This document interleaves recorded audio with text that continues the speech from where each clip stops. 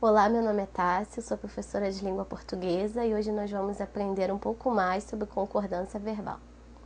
Bom, para a gente aprender concordância verbal, a gente vai precisar lembrar de verbo, sujeito e predicativo do sujeito, e núcleo também, numeral e pronome relativo e pronome de tratamento. Então vamos ver o primeiro caso de concordância verbal, que é com o sujeito simples. O verbo concorda com o sujeito em número e pessoa, estando o sujeito antes ou depois do verbo.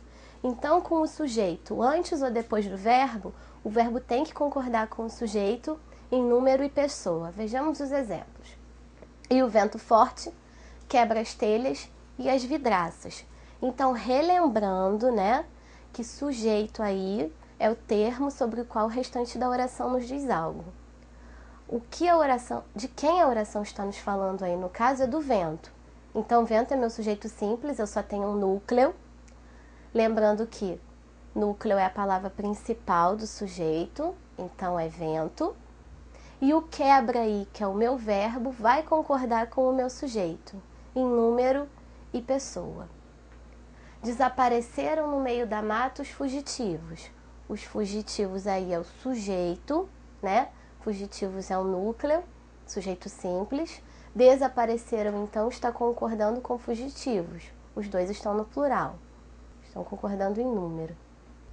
Vamos ver como fica, então, o conteúdo no esquema. Agora, não mais com o sujeito simples, mas com o sujeito composto anteposto ao verbo.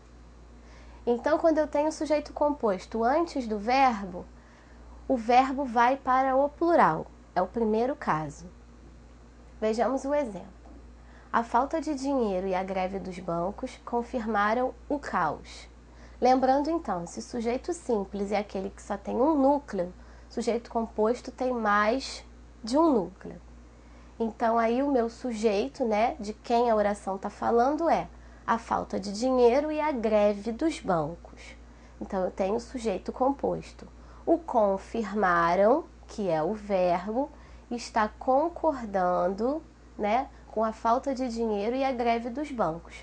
Está indo para o plural, está concordando com os dois núcleos aí.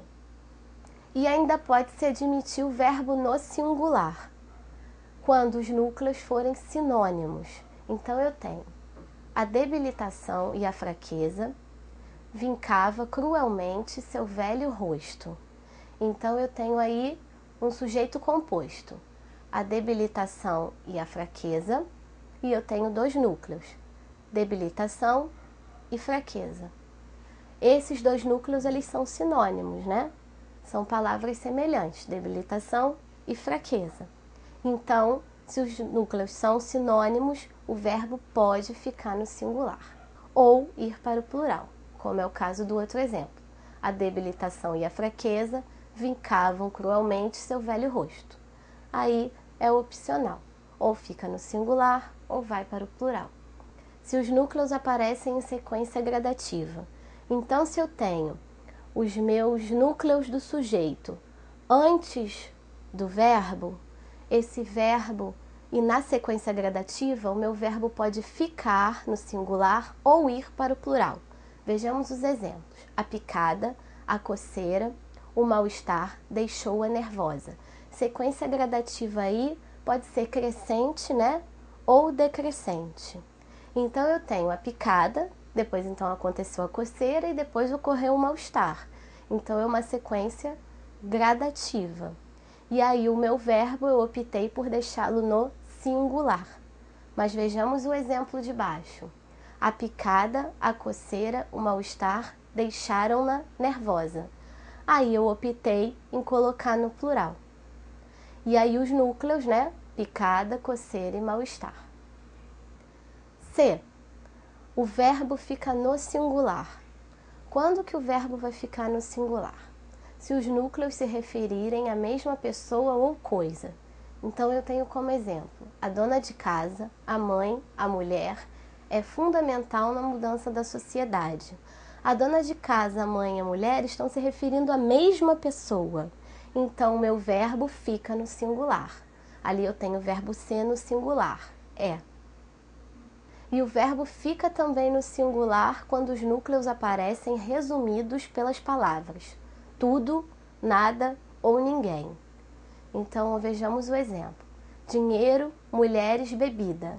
Nada o atraía. Então, aí, o nada é o núcleo, né? Então, o atraía, que é o verbo, vai concordar com ele e não com dinheiro, mulheres e bebidas. Vai concordar com a palavra nada. Então, quando aparecem as palavrinhas nada, ninguém e tudo, o meu verbo vai concordar com essas palavras. Então, vamos ver como fica esse caso no nosso esquema. Olha que professora de português legal. Ai, tem que ficar sério. Para de rir. Que M é aquele ali voando?